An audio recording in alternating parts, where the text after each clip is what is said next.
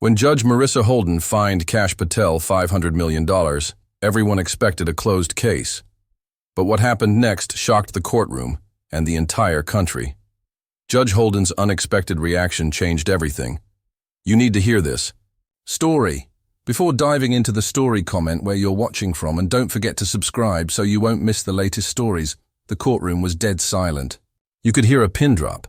Even the hum of the air conditioning seemed to fade into nothing as Kash Patel walked through the doors, flanked by his legal team. Every eye in the room followed his every step, yet not a single camera flash went off. Not a single whisper dared break the tension in the air. It was as if the entire room knew. Something historic was about to unfold. He didn't look like a man facing financial annihilation. His posture was firm, his face unreadable, betraying no emotion. This was the same man who had spent years in the shadows of national security, advising presidents, crafting counter-terrorism strategies, and navigating the murky waters of geopolitics. And now he was walking toward a courtroom bench that had the power to redefine not just his legacy, but possibly even the boundaries of free speech. The plaintiff in this trial was no ordinary figure either. A tech billionaire, known more for controlling algorithms than engaging in lawsuits, had accused Patel of defamation. The charge? That Patel had made public statements accusing the billionaire's company of manipulating search data and censoring political opinions. The fallout? A steep drop in the company's stock, an internal PR crisis, and billions in market losses. And so, this wasn't just a courtroom battle. It was a collision of two titanic forces: truth versus narrative, speech versus silence, government insider versus digital empire.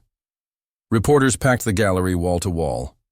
Some were scribbling notes, others live tweeting updates. A few looked up from their devices long enough to catch Patel's unwavering stare as he approached the defense table. Across from him sat the plaintiff's legal team, an army of elite attorneys in tailored suits, armed with binders of data and digital evidence. They looked confident, maybe too confident. Then she entered, the judge.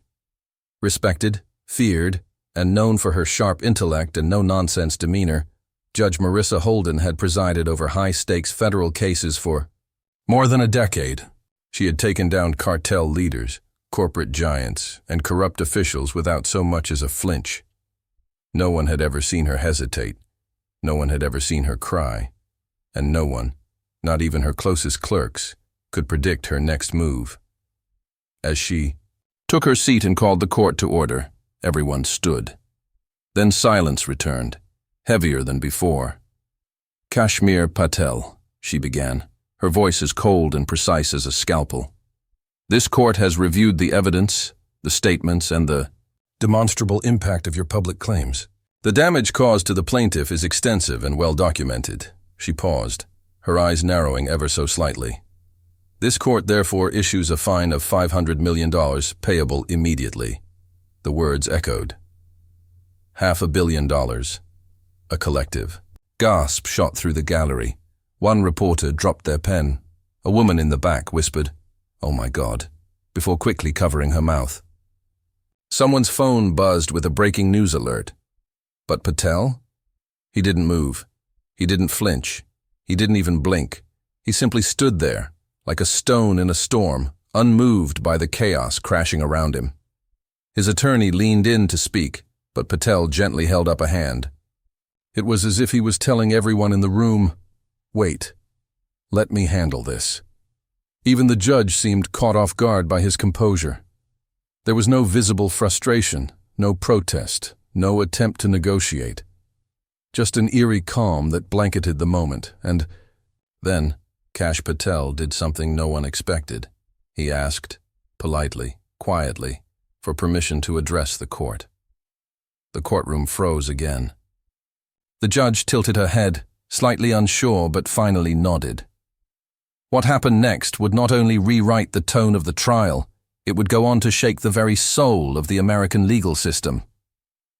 But before we get to that, let's stop and acknowledge this moment. This wasn't just about a legal fine. This wasn't even about defamation. This was about truth. and the cost of telling it in a world where narratives are shaped by algorithms and amplified by clicks. Kash Patel stood alone, not just in a legal sense, but symbolically. He had no corporate backing, no massive PR firm smoothing out his message. What he had was his voice, and in that courtroom, that voice was about to cut through the noise. Viewers, imagine this. You're standing before the most powerful people in the country. You've just been hit with a financial penalty that could wipe out everything you've ever built. Most would crumble, most would rage, most would beg for leniency, but not Patel, because sometimes the most powerful move you can make is not moving at all. The world was watching, but what happened next wasn't caught on camera. Within minutes, the news exploded like wildfire. Every major network scrambled to cover the breaking headline, Kash Patel fined $500 million. Massive defamation penalty rocks Washington. Unprecedented judgment, justice, or overreach? From cable news panels to political podcasts, the entire country was suddenly talking about one man, Kash Patel. Twitter, Instagram, TikTok, YouTube. Every platform lit up with commentary. Some hailed the ruling as a bold stand against misinformation. Others called it an authoritarian overreach against free speech. But while the world argued and hashtags trended, something far more important was happening behind the courtroom doors. A moment so raw, so unexpected, that it wouldn't be fully understood until hours later when the court transcripts leaked, because no one, not even the judge herself, anticipated what Kash Patel would do next. No rage, no outburst, just a request. The gavel had barely touched wood before Patel turned to face the judge directly. His lawyers were already preparing an appeal, whispering urgently beside him, but he lifted one hand, not to silence them, but to pause the chaos. Then, in a voice that cut through the murmurs like a razor through silk, he said, "Your Honor, I will accept the fine without appeal. But allow me 5 minutes, not to argue, but to speak from the heart." You could almost feel the temperature in the room drop. The reporters froze mid-sentence. The plaintiff's attorneys looked confused, whispering among themselves. The Judge Marissa Holden, known for her stoicism and razor-sharp adherence to protocol, leaned back slightly. She wasn't used to surprises, but there was something about Patel's tone. Calm, direct, human. She raised an eyebrow, clearly skeptical. For a few seconds, she simply stared at him, weighing the situation like a chess master reading her opponents. "Next 10 moves." Finally, with a quiet nod, she said, "Proceed." A speech that silenced the room. Kash Patel didn't walk to a podium. He didn't check notes or cue a prepared statement.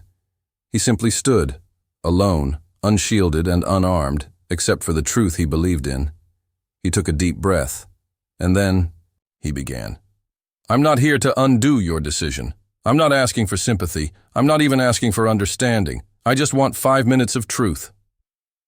There was no arrogance in his voice, no bitterness, just clarity. "I've spent my career serving this country in silence. While others chased headlines, I protected what they couldn't see. In dark rooms, in foreign lands, behind the scenes. I didn't do it for fame. I did it for people who'll never know my name." A few in the room shifted uncomfortably. Others leaned in. Yes, I made public statements. Yes, they caused a reaction. But ask yourself this. When did it become a crime to ask questions? When did it become punishable to challenge those in power? I'm not perfect. I've been wrong before.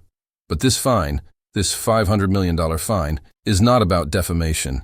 It's about deterrence. It's about fear. It's about sending a message. Don't speak unless we approve of your truth. Now, even the plaintiff's attorneys were visibly uncomfortable. Patel's voice never rose. It didn't need to. "Your Honor, I respect the law. I've defended it my whole life. But I ask you, not as a judge, but as a person, do you truly believe this is justice? Or is this just a warning to anyone who dares to challenge a narrative they didn't create?" His words didn't echo. They hung in the air, heavy with implication. The power of controlled silence. When he stopped speaking, he didn't return to his seat. He just stood there, quiet, still, not expecting applause, not seeking sympathy, just letting the silence answer the question for him. And for several seconds, no one spoke. No one moved.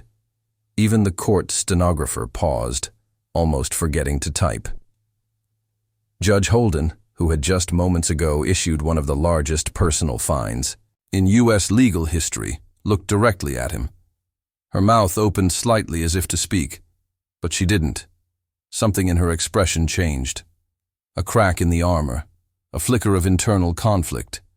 Her fingers tightened around the edge of her bench, her jaw clenched, then relaxed. And in a rare, unfiltered human moment, her eyes filled with tears. No camera caught it, but the nation felt it. There were no cameras allowed in the courtroom, no live feeds, no flashing lenses, and yet this moment would ripple across the nation when the transcript leaked just hours later. The headlines had already told one story: Kash Patel, fined $500 million. But now, another story began to emerge. Kash Patel, the man who stood in silence and spoke a nation's truth. For the rest of the day, commentators who had mocked him hours earlier were now reading his words on air, stunned into reconsideration. Legal experts debated not just the validity of the fine, but the moral compass guiding the justice system. Supporters rallied online, not in anger, but in deep respect. Because what Patel had done wasn't loud, it wasn't theatrical, it was real, and real always resonates louder than rage. The 5-minute speech that changed everything. Kash Patel stepped forward. No papers in hand, no microphone in front of him.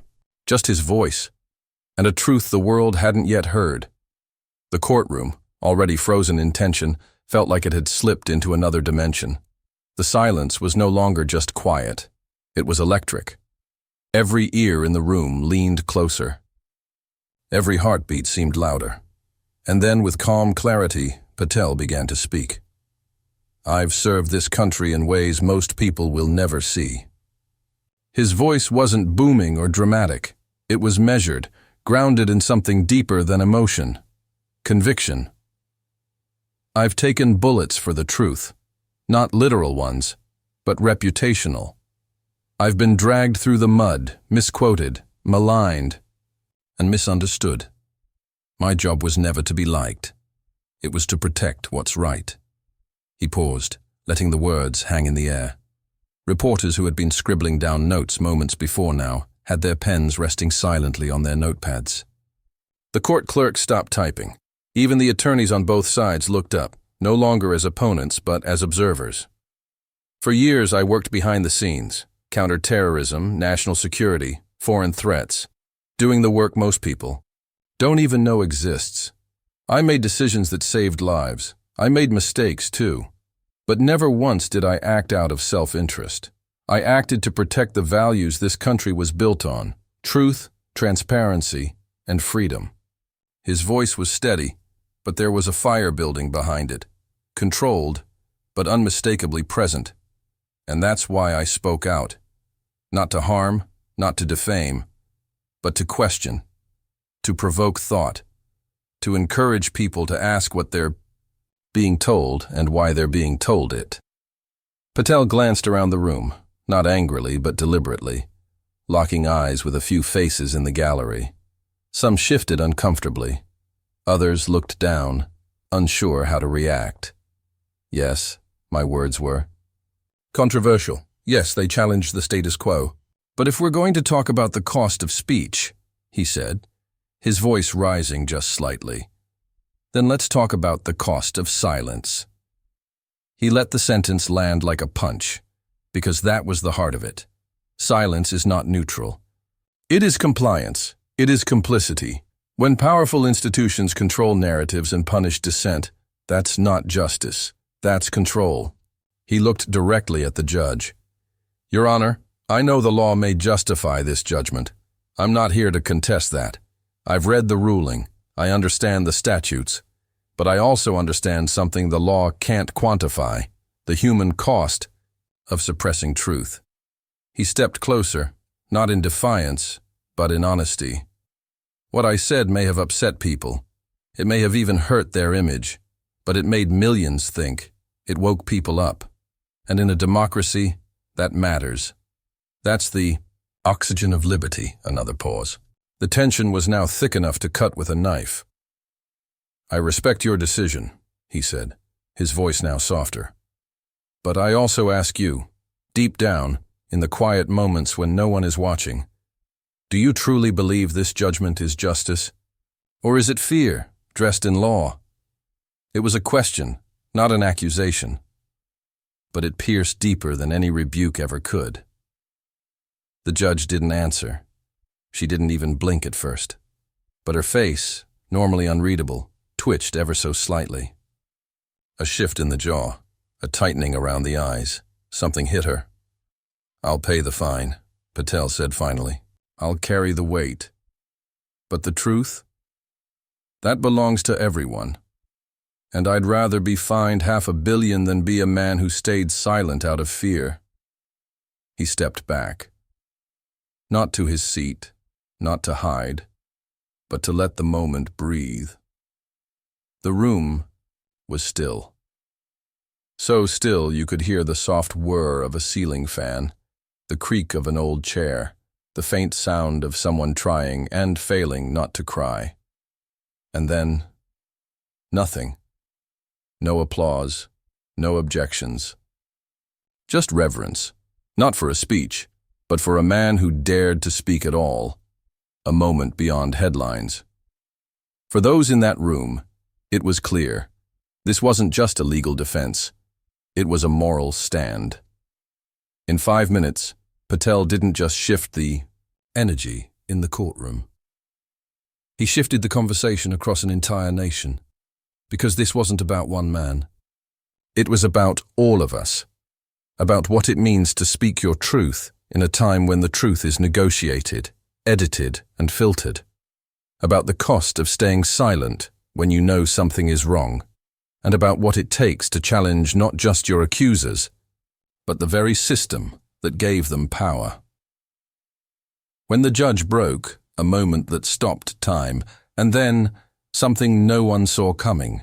The woman known as one of the most unshakable, unmovable forces in the federal judiciary suddenly shifted.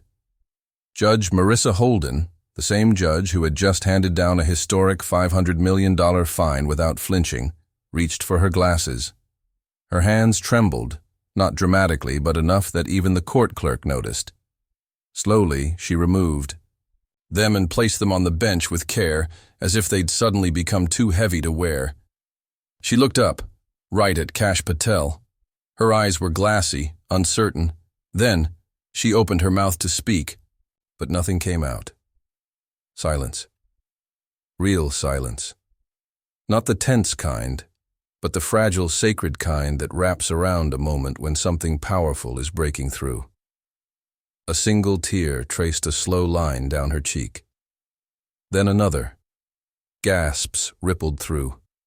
The courtroom, quiet, but unmistakable.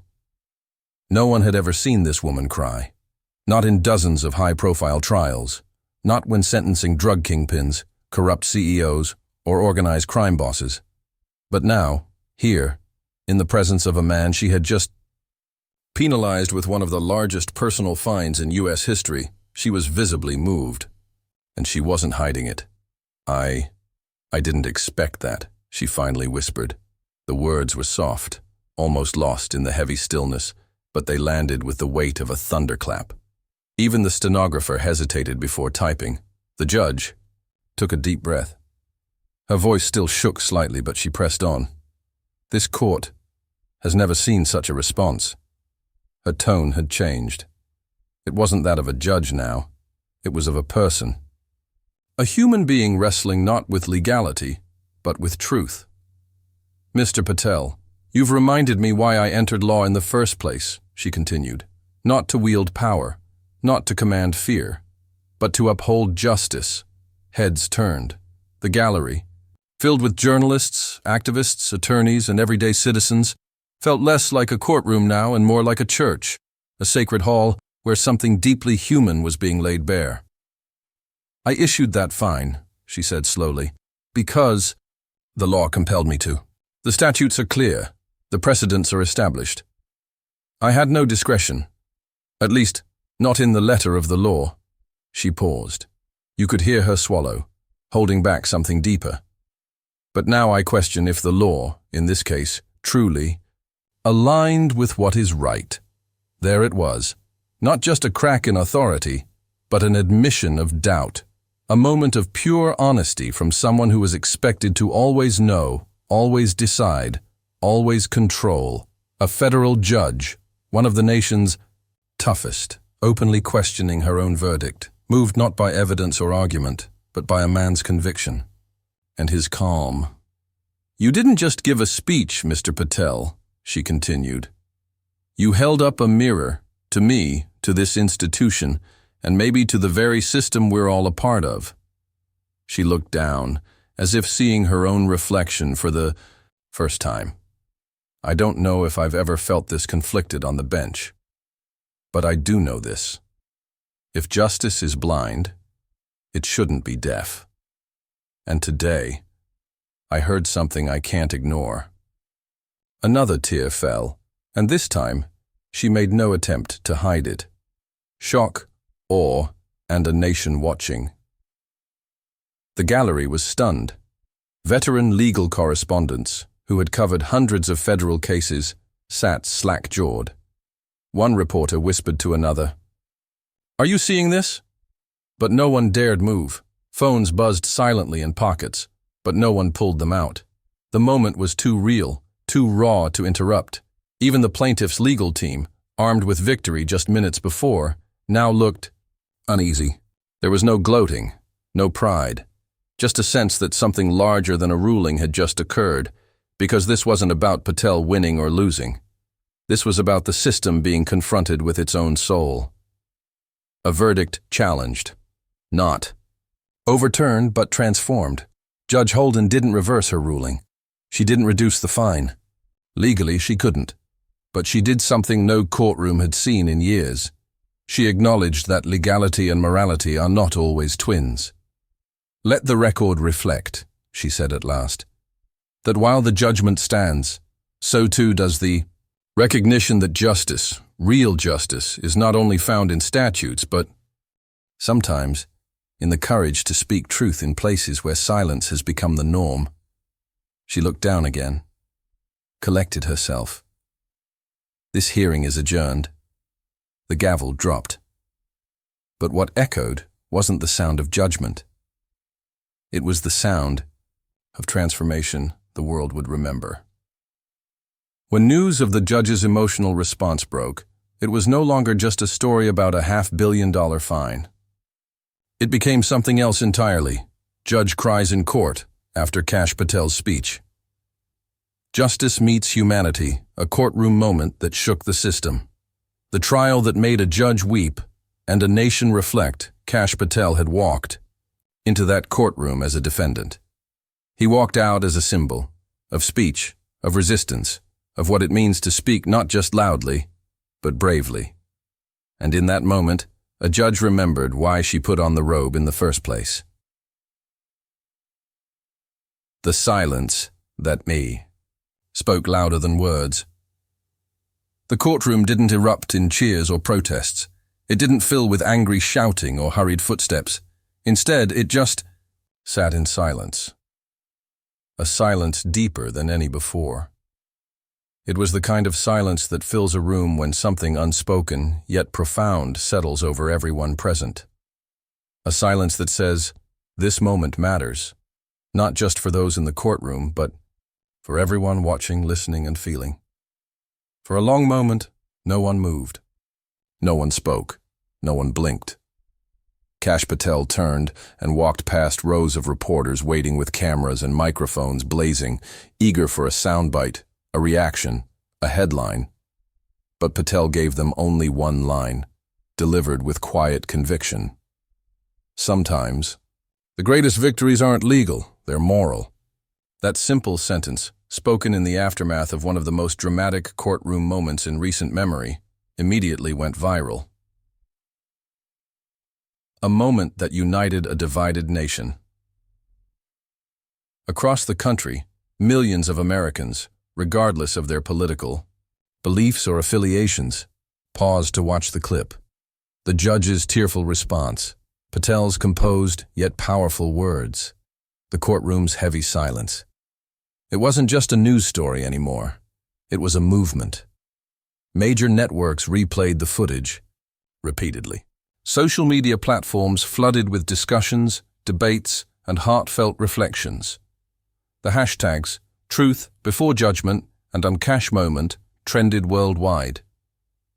Even late-night hosts and commentators who rarely agreed found common ground in the moment's significance. Is this a crack in the system? Some wondered aloud. Or is this a breakthrough in justice? Others asked. No matter the question, the fact was clear. The story had transcended the courtroom. It had become a symbol of something far greater. The Patel precedent, changing the conversation about speech and justice. In the weeks that followed, the courtroom drama sparked an unexpected cultural and legal shift. Law schools began including what quickly became known as the Patel precedent in their curricula, an exploration of how speech, accountability, and justice intersect in an age dominated by digital information, viral narratives, and complex power structures. Scholars debated and wrote about the case, asking tough questions about how we balance the right to speak freely with the need to protect individuals and companies from real harm. Activists called for reforms in defamation law, especially as it relates to public figures and the role of social media. The conversation was no longer just legal jargon or partisan bickering. It was a nationwide reckoning with what it truly means to be free to speak and free to listen. The fine remained, but a greater value was restored. The $500 million fine still stood. The payment was still due. Legally, the verdict had not changed, but something far more valuable than money had been restored. A nation's conversation about what justice really means. Justice, the public was reminded, isn't just about statutes or court rulings. It's about fairness, humanity, and the courage to face uncomfortable truths. It's about recognizing the power and the responsibility that comes with words. And most importantly, it's about remembering that behind every case, every headline, and every viral moment are real people, flawed, courageous, and human. A lasting legacy and a call to action. For Kash Patel, the fight was never just about clearing his name or avoiding a penalty. It was about sparking a deeper, more honest conversation. For Judge Marissa Holden, it was a reminder of why she wore the robe, to seek justice, not just to enforce rules. For all of us watching from the sidelines, it was a powerful call to reflect on how we engage with truth, power, and each other. And for your audience, here's the takeaway. In a world where words can wound or heal, divide or unite, the greatest victory lies in standing up, not just for what's legal, but for what's right. So next time you hear a story, a claim, or a controversial statement, ask yourself, am I ready to listen, to question, to seek truth beyond the headlines? Because that is the conversation Kash Patel started, and it's one that's just beginning. What happened in that courtroom wasn't just about money. It wasn't even just about Kash Patel. It was about us, the way we judge each other, the way we listen, and the way we forget that behind every headline is a human story. So ask yourself, what would you have done? Would you have stayed silent? Or would you have stood up like Patel and spoken your truth, even when it cost you everything?